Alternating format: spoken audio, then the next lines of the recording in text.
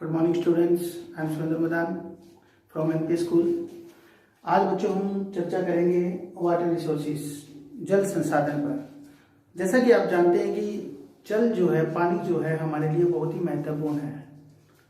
कितना इम्पोर्टेंट है पानी, इसकी कीमत आप अच्छे से जानते हो, क्योंकि पानी जो है वो हमारे पीने के काम आता है, हमारे जीवन का मुख्य भाग है। अगर हम जिंदा रहना चाहते हैं तो हमें पानी जरूरी है। तो हमारी धरती के ऊपर कितना पानी है, उसमें से हम कितना यूज कर सकते हैं, पानी के स्रोत क्या क्या हैं, हमारे देश के अंदर कितना टोटल पानी जो है वो वर्ल्ड के हिस्से का जो हमें मिलता है वो कितना है, उसके बारे में आज हम चर्चा करेंगे, सारी बातों के बारे में। तो सबसे पहले तो आपको ये पता होना चाहिए कि वाटर यानी जल जो है वो होता क्या है, वो कैसे बनता है। तो जल जो है वो दो गैसों का मिश्रण है। इनका दो गैसों का मिश्रण है। दो गैसों का मिश्रण, कौन कौन सी दो गैसें हैं उनका मिश्रण है। ये है हाइड्रोजन और ऑक्सीजन का मिश्रण, हाइड्रोजन प्लस ऑक्सीजन।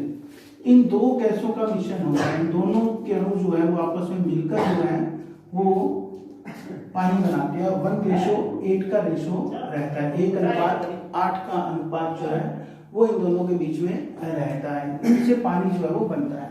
हमारी टोटल अर्थ के ऊपर, ये हमारी अर्थ है, इस पूरी अर्थ के ऊपर अगर मैं बात करता हूँ पानी की, तो 71% पानी है, 71%। सिर्फ 29% भाग जो है वो लैंड एरिया है, जो स्थलीय भाग है, जहां पर धरती है। 71% पर पानी है। लेकिन अगर मैं पूरे वर्ल्ड के अंदर अगर मैं पानी की बात करता हूँ तो प्योर वाटर जो है, प्योर वाटर यानी जो शुद्ध पानी है, जो पीने वाला पानी है, जो यूजेबल है, जिस यूजेबल फॉर्म में, वो सिर्फ 2.4% ही आता है। अगर इसमें से मैं बात करता हूँ टोटल, अगर 100% में पानी के मानूं तो ओशियन, जो समुद्र है हमारे, महासागर जो है, वो 96.5% कंटेन करते हैं वाटर को। यानी 96.5% वाटर समुद्रों के अंदर है, जो साल्टी पानी है, जो हमारे काम में नहीं आ रहा। हालांकि साइंटिस्ट खोज कर रहे हैं, उस पर शोध कर रहे हैं कि वो किसी भी तरह से यूज हो सके, लेकिन उसके अंदर साल्ट ज्यादा होते हैं, तो हमारे यूजेबल अभी भी नहीं है। तो 71% में से 2.4% पानी जो है वो हमारे योग्य है, जिसको हम यूज कर सकते हैं। उसी में से भी अगर पोटेबल वाटर की मैं बात करता हूँ, पीने वाला पानी जो होता है, तो वो सिर्फ और सिर्फ 1% है, 1% पानी है। बाकी जो बच गया वो किस में है, वो ग्लेशियर्स में है, ग्लेशियर में है, या अंडरग्राउंड वाटर है, भूमिगत जल जो है वो भूमिगत है। बाकी जो 1.4 अगर बच गया तो ये 1.4% जो है वो ग्लेशियर है, भूमिगत। ग्लेशियर जो होते हैं वो बर्फ के पहाड़ होते हैं, जो ऊपर पहाड़ों पर पाए जाते हैं। भूमिगत जो अंडरग्राउंड वाटर होता है, जो रिचार्ज रहता है। सिर्फ 1% पानी जो है वो झीलों में, तालाबों में, इन चीजों में पाया जाता है, नहरों में है, नदियों में है, जो हमारे यूज हो सकता है। तो पानी की बहुत बड़ी शॉर्टेज है पूरे विश्व के अंदर ही। तो आने वाले टाइम के बाद हो सकता है धीरे धीरे पानी जो है, कुछ देशों में तो भी पानी का संकट है, हो सकता है आने वाले कुछ समय के बाद भारत में भी पानी के संकट की, भारत को भी पानी के संकट का सामना करना पड़े। अब अगर मैं बात करता हूँ तो स्रोत यानी जो सोर्सेज होते हैं, स्रोत ऑफ वाटर, पानी के कौन कौन से स्रोत होते हैं, कहाँ कहाँ से पानी हमें प्राप्त होता है। तो पानी का सबसे बड़ा जो स्रोत होता है वो होता है, तो पानी के जो स्रोत होते हैं वो मेजर स्रोत होते हैं। सबसे बड़ा स्रोत होता है इस धरती के ऊपर पानी का, वो क्या आता है, वो आता है वर्षा। कौन सा आता है, वर्षा यानी रेन, बारिश जो आती है, जो बारिश आती है वो सबसे बड़ा स्रोत होता है। उसके बाद जो स्रोत है हमारे पास वो आते हैं महासागर, फिर तीसरा स्रोत आता है सागर, सीज जो आते हैं, फिर आती है रिवर्स यानी नदियां, ये भी एक बहुत बड़ा स्रोत है। उसके बाद झीलें, झील आती हैं, तालाब आते हैं, कुएं, ये भी एक बहुत बड़ा स्रोत होता है पानी का। तो ये जो कुछ एक स्रोत जो मैंने आपको बताए हैं, ये पानी उपलब्ध कराते हैं धरती के ऊपर। अब इन्हीं में से मैं बात करता हूँ, तो सबसे पहले वर्षा की हम बात करते हैं। तो वर्षा जो आती है, बारिश जो आती है, कुछ देशों में मानसून के कारण आती है, कुछ में किसी पवनों के कारण आती है। तो वर्षा जो होती है वो भी एक बहुत बड़ा स्रोत होता है पानी का, जो सीजनल भी है, कुछ देशों में सीजनल आती है। वर्षा का स्रोत, मुख्य स्रोत होता है जो प्राकृतिक है। उसके बाद महासागर, महासागर जो लगभग मैंने बताया 96.5% जो है वो कंटेन करते हैं। महासागरों के अंदर जो पानी है, जो साल्टी पानी होता है, लगभग 96.5%। तो आपको पता होगा महासागर दुनिया के अंदर कितने हैं। सबसे पहले तो हम इसी के ऊपर चर्चा करते हैं कि मेजर महासागर जो होते हैं, ओशियन जो होते हैं, वो कितने हैं इस धरती के ऊपर, जो ओशियंस पाए जाते हैं धरती के ऊपर। तो अगर मैं बात करूं तो सबसे पहले सबसे बड़ा महासागर जो होता है वो प्रशांत महासागर है। कौन सा है?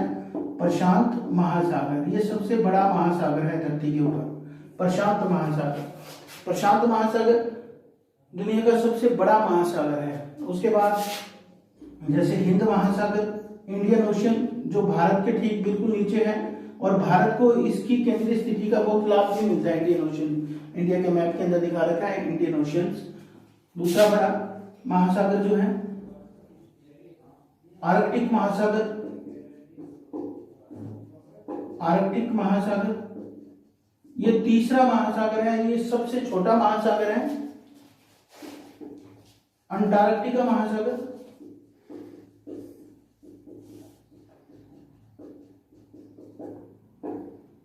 और अटलांटिक महासागर।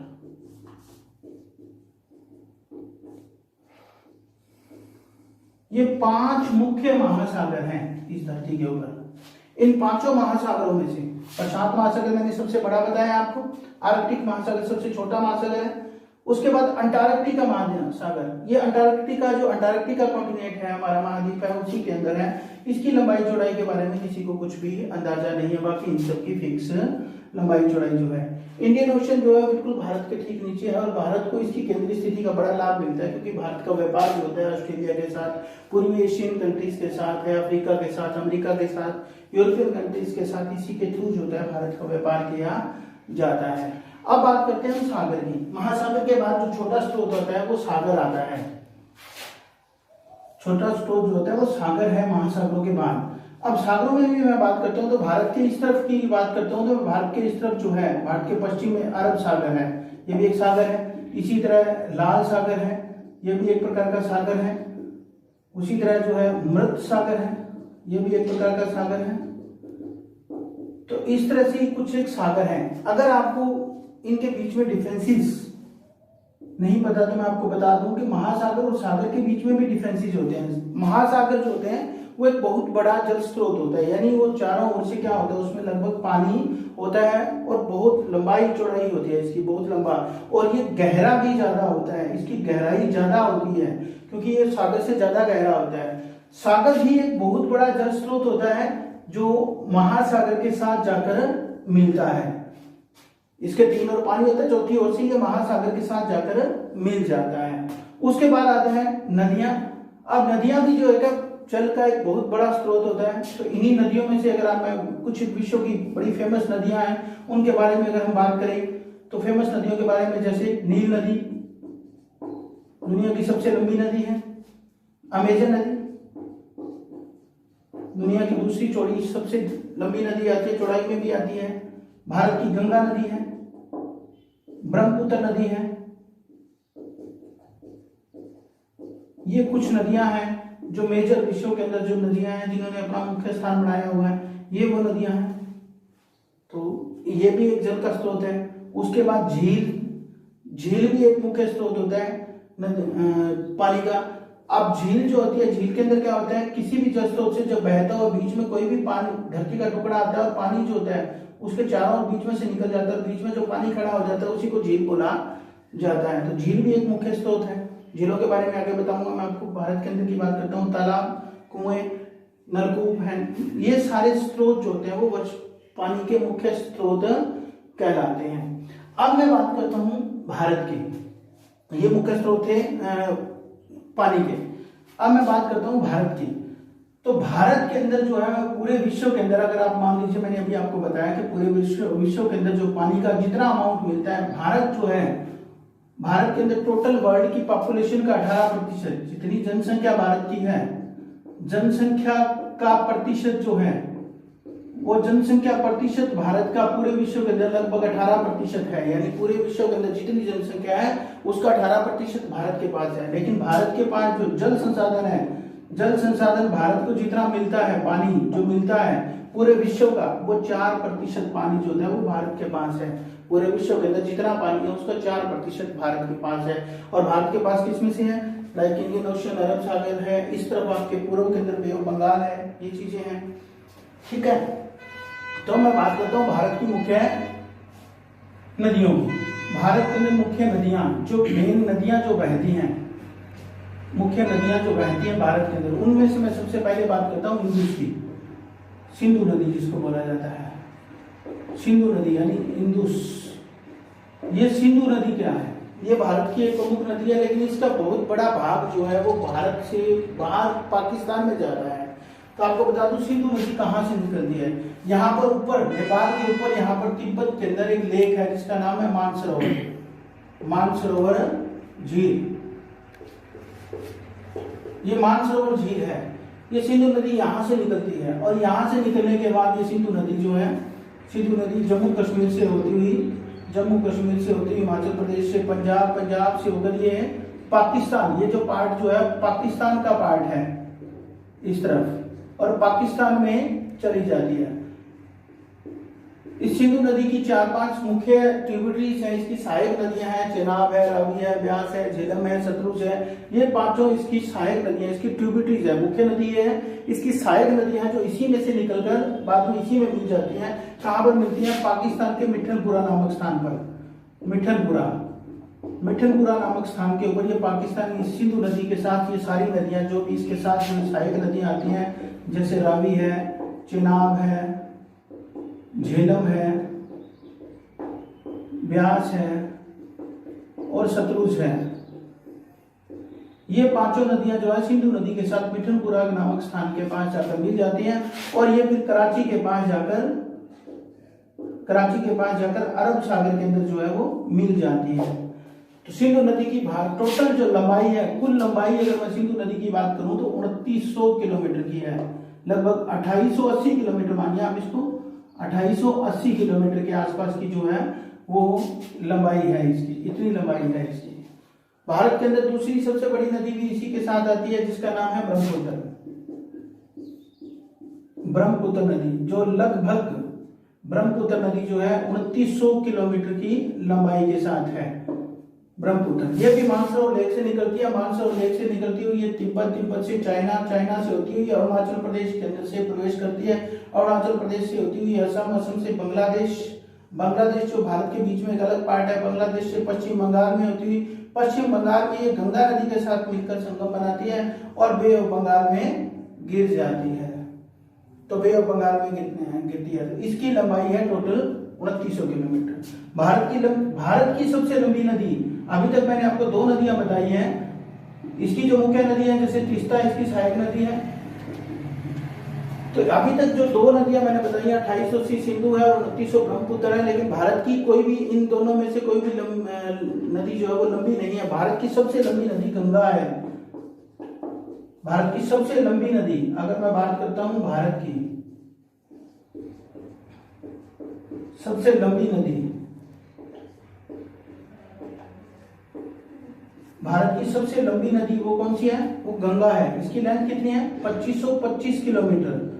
अब आपको एक डाउट होगा कि यहाँ पर 2880 है, यहाँ पर 2900 है, लेकिन 2525 को सबसे लंबी नदी बता रहे हैं। तो इसका सबसे बड़ा कारण है कि इसका 2880 किलोमीटर की टोटल लेंथ है, लेकिन इसका बहुत थोड़ा भाग जो है वो भारत में है, बाकी भाग पाकिस्तान में चला जाता है। सेम इसी तरह ब्रह्मपुत्र जो है 2900 किलोमीटर की लेंथ है, लेकिन इसका मोस्टली पार्ट जो होता है वो तिब्बत है, चाइना है, उन देशों में से होकर भारत में प्रवेश करता है, तो इसका भी लेंथ जो होती है वो कम हो जाती है। लेकिन 2525 किलोमीटर की लेंथ गंगा जो है वो भारत में से ही निकलती है, और भारत में से ही निकलकर जो है उत्तराखंड के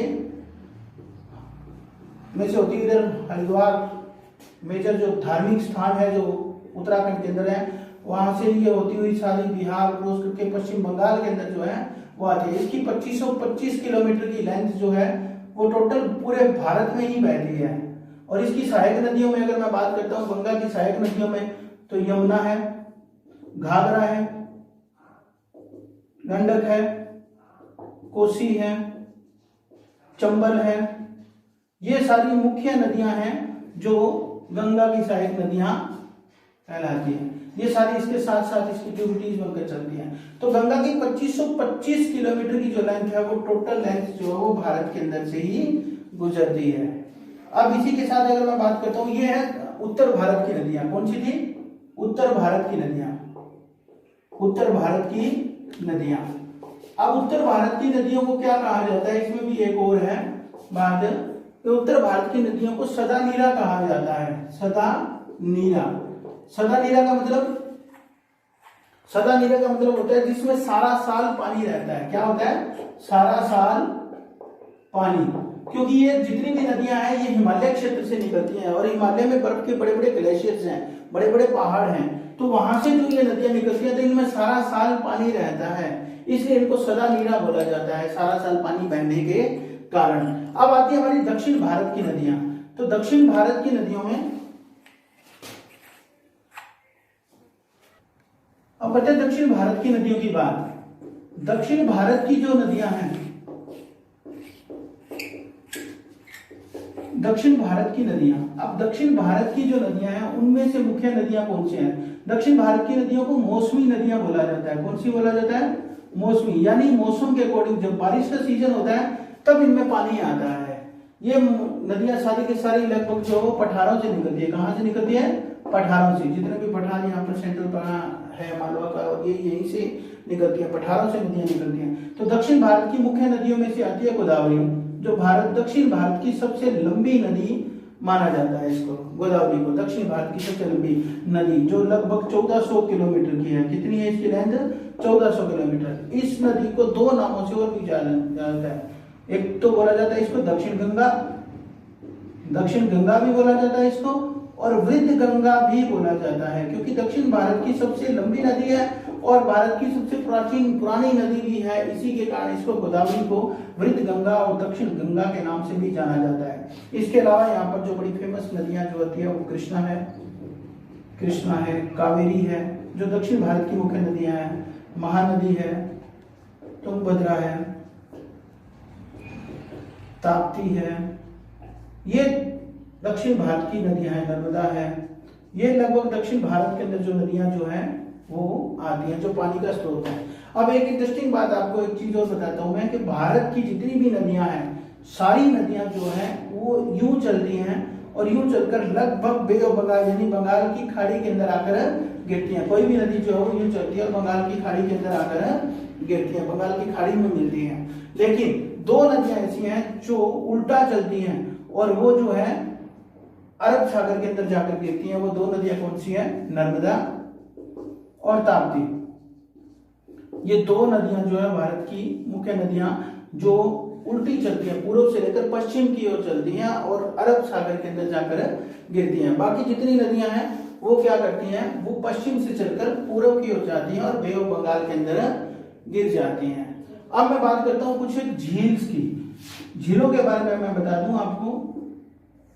झील, लेक्स जो है भारत के अंदर कुछ प्रमुख झीलें हैं। जम्मू कश्मीर के अंदर दो मुख्य झीलें हैं, एक डल झील और एक वुल्लर झील।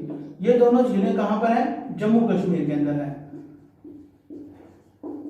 फ्रेश वाटर की, ताजा पानी की, मीठे पानी की जो झील भारत के अंदर है, सबसे बड़ी झील जो है वो वुल्लर झील ही है। और डल झील जो है, डल लेक जो है, ये डल लेक जो भारत के अंदर है ये टूरिस्ट के लिए है, जो बाहर से घूमने के लिए यात्री आते हैं, भ्रमण करने के लिए आते हैं। वो डल लेक के अंदर जो है ज्यादा शिकारे वगैरह बने हुए हैं, वहां जाकर इंटरटेन करते हैं। उसके बाद सांबर लेक है, सांबर लेक, सांबर लेक यानी सांबर झील जो है ये कहां पर है? ये राजस्थान के अंदर है, राजस्थान के अंदर है सांबर झील जो है, जो खारे पानी की झील है। भारत के अंदर खारे पानी की झील ये है। और उसके बाद है चिल्का लेक, चिल्का झील। चिल्का झील कहां पर है? उड़ीसा के अंदर है, जो साल्टी पानी की, नमकीन पानी की सबसे बड़ी झील है भारत के अंदर। नमकीन पानी की, नमकीन पानी की झील है, यहाँ नमक इसमें ज्यादा होता है, ये उड़ीसा के अंदर पाई जाती है। तो भारत की मुख्य झीलों के अंदर है।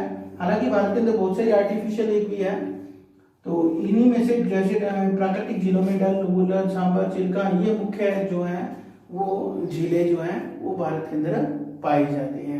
तो तो इस तरह से भारत जो है झीलों से भी पानी प्राप्त करता है, नदियों से भी प्राप्त करता है, नहरों से भी प्राप्त करता है। और फिर भी जल दुर्लभता, यानी एक में टॉपिक है इसके अंदर कि जल दुर्लभता क्या होता है। जब आप ये चैप्टर करोगे तो इस चैप्टर के अंदर आपको एक टॉपिक आएगा जल दुर्लभता क्या होती है। तो आपको पता होना चाहिए बेटा कि जल दुर्लभता क्या होती है। जल दुर्लभता water scarcity. Water scarcity means पानी की कमी होना, यानी जल की कमी होना। यानी अगर पानी की कहीं कमी है तो उस चीज को अपन जल दुर्लभता कह सकते हैं, क्योंकि पानी की कमी जो है भारत के बहुत सारे स्पेशली 2-3 राज्यों के अंदर तो बहुत ज्यादा कमी है। लाइक अरुणाचल प्रदेश है, अरुणाचल प्रदेश में पानी तो बहुत है लेकिन यूज नहीं हो रहा ढंग से। तमिलनाडु है, तीसरा राजस्थान है। ये जो एरिया है यहाँ पर पानी की कमी है, यानी इस एरिया के अंदर पानी की काफी कमी पाई जाती है। इसलिए यहाँ पर जो है लोग जो है रूफटॉप हार्वेस्टिंग यानी पानी को संग्रहण करने की प्रवृत्ति पर जोर देते हैं। पानी को संग्रहण करना, जल संग्रहण पद्धति बोलते हैं इसको। क्या बोलते हैं? जल संग्रहण पद्धति। इसके अंदर क्या करते हैं? जल संग्रहण पद्धति के अंदर इसके अंदर क्या किया जाता है, घर की जो छत होती है उस छत के ऊपर जो होता है बाउंड्री बनाकर और पानी को, बारिश के पानी को, स्पेशली जो वर्षा के जल को स्टोर करने के लिए होता है, तो वर्षा के जल को यहाँ पर स्टोर किया जाता है। फिर पाइप लगाकर और नीचे घर के अंदर जमीन के अंदर कोई खड्डा वगैरह टैंक वगैरह बनाकर पानी को उसमें स्टोर किया जाता है। और जब ये पानी स्टोर हो जाता है तो इस पानी को यूज किया जाता है बहुत तरीकों में, चाहे वो कृषि के लिए किया जाए, चाहे वो नहाने के लिए किया जाए, चाहे वो पीने के लिए किया जाए, कपड़े धोने के लिए, वॉशिंग के लिए, उन चीजों के लिए इसको यूज किया जाता है ताकि पानी की कमी जो है वो पूरी हो सके। तो पानी की यूजेस आपको पता ही है कि पानी पीने के काम आता है, कपड़े धोने के काम आता है, नहाने के काम आता है, बहुत सारे कामों में आता है। बात करते हैं पानी के प्रदूषण की। पानी प्रदूषित भी बहुत ज्यादा होता है, स्पेशली किसके द्वारा होता है? फैक्ट्रियों के जो अपशिष्ट वगैरह डाले जाते हैं उनके द्वारा होता है। जो हम घरों के अंदर साबुन वगैरह से सर्फ से कपड़े धोते हैं उनसे पानी प्रदूषित होता है। मरे हुए जीवों के अवशेष उसके अंदर डाल दिए जाते हैं, अस्थियां वगैरह डाल दी जाती है, उससे प्रदूषण होता है। तो बहुत सारे जो कचरा जो निपटान नहीं होता उस कचरे का, उसको मिक्स कर दिया जाता है, उसके कारण भी पानी प्रदूषित होता है। तो हमें पानी को बचा कर रखना चाहिए, उसको सुरक्षित रखना चाहिए, पानी को प्योरीफाई करते रहना चाहिए। अगर हम घर के अंदर भी यूज कर रहे हैं तो क्लोरीन वगैरह डालकर जो है इन चीजों से पानी को सुरक्षित रख के पानी को पीना चाहिए। तो आज का जो टॉपिक था मेरा वो वाटर रिसोर्सेज पर था, पानी पर था, शॉर्ट में था, लेकिन उम्मीद करता हूँ कि आपको अच्छे से समझ आया होगा। और आपको अगर अच्छे से समझ में आया है तो इस वीडियो को लाइक और शेयर जरूर करें। Thank you.